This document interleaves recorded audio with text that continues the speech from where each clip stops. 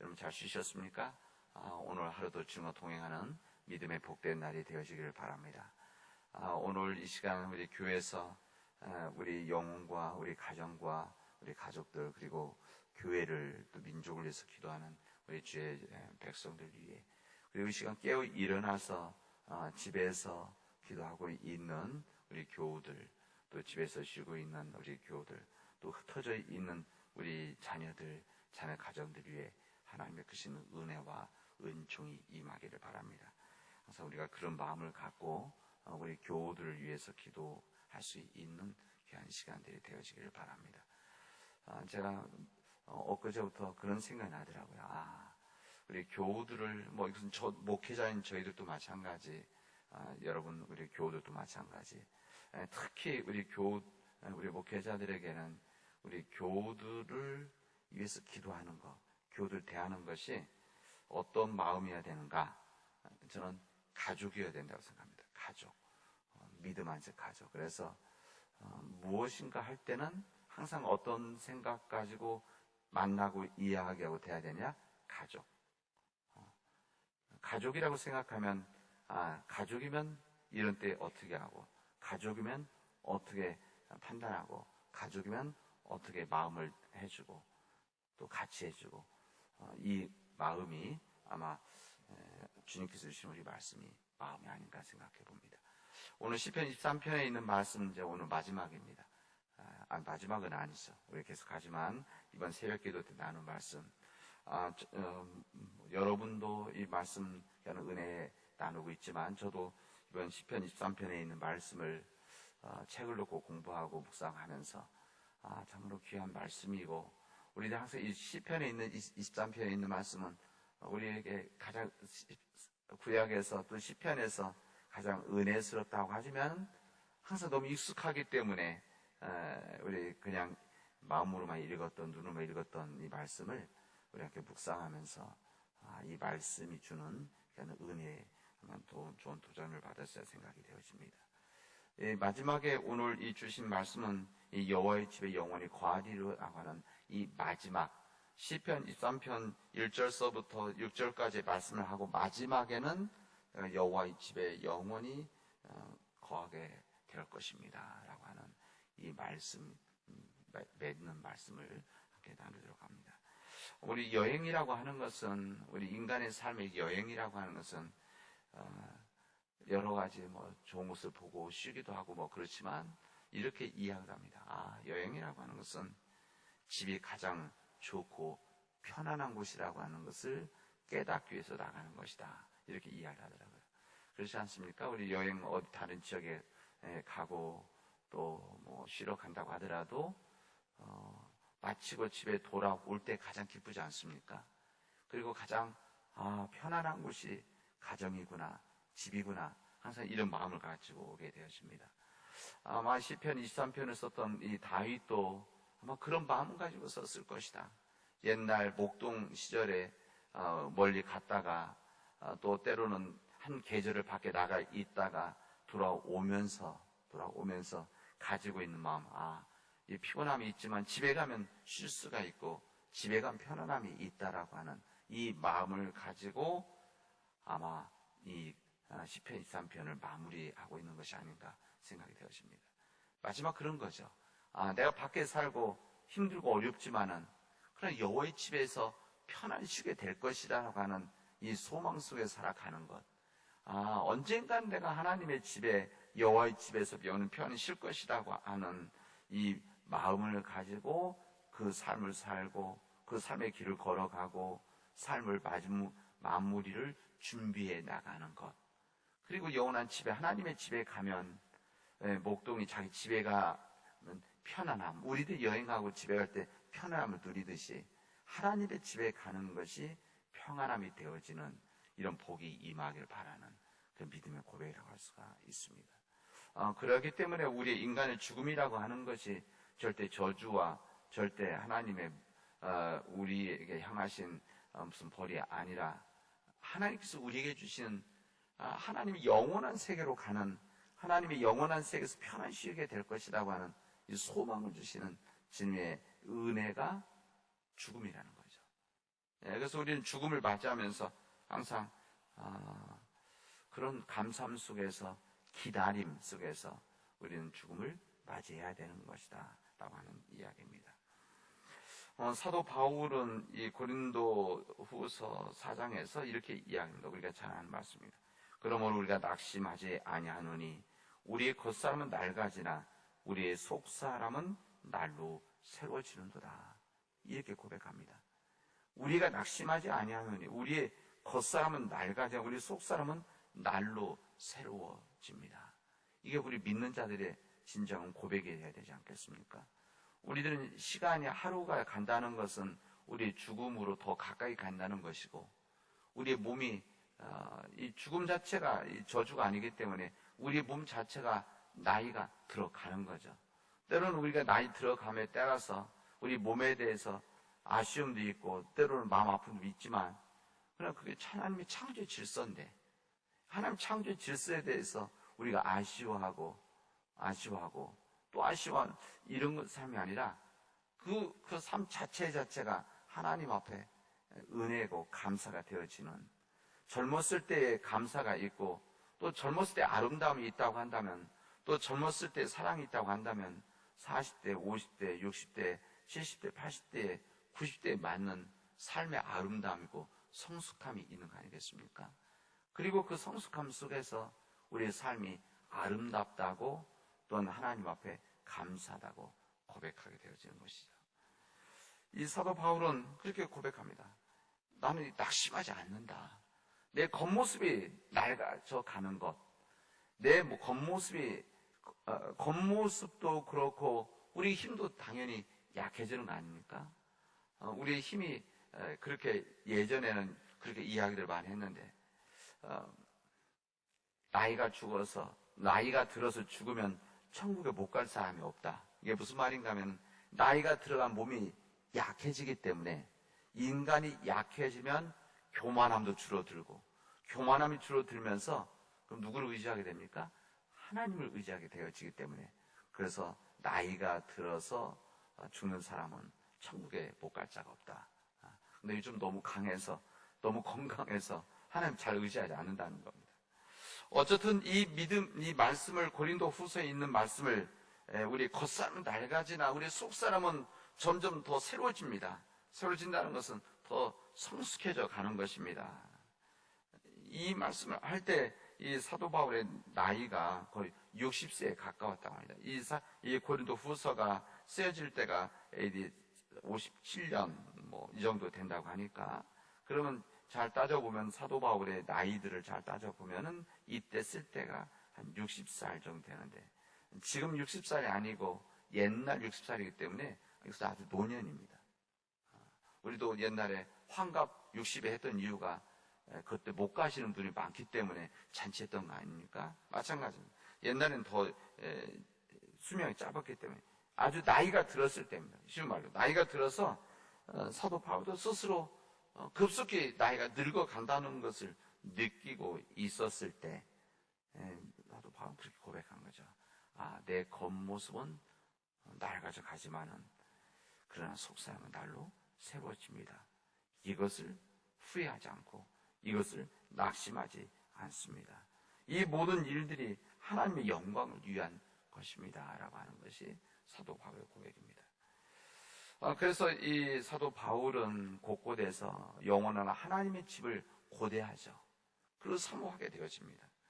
어쨌든 이 고린도 후서를 쓰고 한 10년 후에 그는 이제 로마에서 순교를 하게 되어집니다.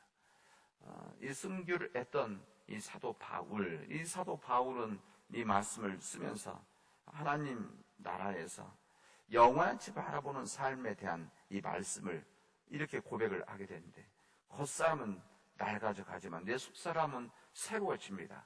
이 새로워진 마음을 가지고 하나님 앞에 나아갑니다. 그럼 우리는 어떻게 그럼 살아야 될 것인가? 라는 부분을 이제 마지막으로 우리에게 이야기해 줍니다. 이것은 하나님과의 나눔을, 교제를 즐거워야 된다는 거죠. 천국은 하나님과 영원히 교제하는 장소 아닙니까? 우리 천국에 가면 믿음 안에서 우리 하나님을 마주보고 얼굴을 마주볼 수 있는 하나님과 영원히 교제하는 장소다, 처소다, 이런 이야기입니다. 그래서 그런데 이것을 사도 바울은 우리에게 이렇게 이야기를 해줍니다. 이 땅에서도 하나님과의 인재, 하나님의 인재 임하심과 하나 더불어 살아가고 하나님과 마주보고 살아야 되는 것이다. 이것을 이 땅에서부터 하나님의 나라가 시작되어진 것이다. 이렇게 이야기를 하죠. 우리 주님도 처음 오셔서 하신 말씀이 하나님의 나라가 가까이 왔다. 회개하고 복음을 믿으라. 이렇게 말씀합니다. 이 하나님의 나라가 가까이 왔다는 건 성경에는 손 안에 와 있다의 텐이 이렇게 되어 있습니다. 그러니까 이미 하나님의 나라가 와 있다. 예수 그리스도를 믿음으로 예수 그리스도 안에 있음으로 인해서 우리는 하나님의 나라가 시작되어진 것, 천국이 시작되어진 것이다.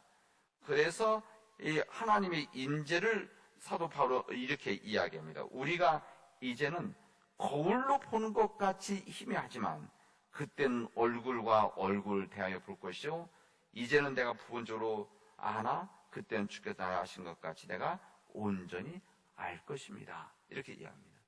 그러니까 이 세상에서는 우리가 거울로 보는 것 같이 희미하지만 그때는 하나님의 얼굴을 마주볼 수 있는 그때가 올 것이다. 그때가 올 것이다. 지금은 내가 부분적으로 알고 희미하게 보이지만은 잘 못 보지만은 그러나 그때가 되지만 주님 앞에 나아갈 때는 그때는 온전히 보게 될 것이고 알게 되어질 것이다. 그러하기 때문에 이 문제는 지금부터 그런 삶이 있어야 된다는 겁니다. 지금부터 이 천국에서 하나님과 나눌 교제가 즐겁고 이 기쁘고 감격스러우려고 한다면 지금부터 그것이 시작되어져야 된다. 시작되고 있어야 된다는 겁니다. 예수 그리스도 안에서. 이 땅에서 하나님과 교제하는 기쁨을 누리지 못한다고 한다면 하늘에서 어떤 그런 기쁨의 만남과 교제가 이루어질 수 있겠습니다. 그래서 우리는 지금부터 예수 그리스도 믿음으로 인해서 예수 그리스도 안에서 지금부터도 그 기쁘고 즐거운 당연히 오늘 이번 시편 23편에 있는 말씀 가운데서도 사망의 음침한 골짜기를 다니는 것 같은 힘듦도 어려움도 있지만 그래서 이 땅에서 믿음 안에서 즐겁고 기쁨이 있는 하나님과의 이 교제, 하나님과 나눔이 있어야 된다는 것을 우리에게 알려줍니다. 시편 23편 썼던 이 다윗은 이 목동 시절서부터 하나님과 나누는, 하나님과 교제하는, 하나님 안에 살아가는 일에 대해서 항상 기쁨을 가지고 살아가고, 이 다윗이 이 시편 23편을 쓸 때에도 왕이 된 다음에도 이런 믿음의 태도가 변하지 않았다는 것입니다. 언제 어디서든지 어느 때든지 주님 안에 있음으로 인해서 기쁨을 누리고 즐거운 삶, 이게 항상 주님 안에 있기 때문에 두려움이 없고 염려가 없는, 그리고 나 자신을 소망을 믿는, 우리가 아까 말한 밖에서 지쳐있고 힘들어도 집에 가면 편안하고 쉼이 있다라고 하는, 아무리 좋은 곳에 가고 좋은 호텔에 가고 간다고 하더라도 집에 오면 가장 좋은, 아무리 밖에 나가서 좋은 음식을 먹고 비싼 음식을 먹어도 집에 와서 먹는 밥을 먹을 때 아이고 이 밥이 제일 맛있지, 그렇게 이야기하지 않습니까? 이런 일이 믿음 안에서 있게 되어진다, 이것을 말해줍니다. 그래서 이 고린도전서 1장에서는 이 사도 바울이 이렇게 말해요. 너희를 불러 그의 아들 예수 그리스도 우리 주로 더불어서 교제케 하시는 이는 하나님은 비쁘시다, 이렇게 말씀하십니다. 너희를 불러서 그의 아들 예수 그리스도 우리 주로 더불어서 예수 그리스도 안에서 예수 그리스도와 더불어 함께 나눔, 교제하는 이 자체가 이렇게 하시는 이 하나님이 비쁘신 하나님이시다, 감사하다는 이야기시죠.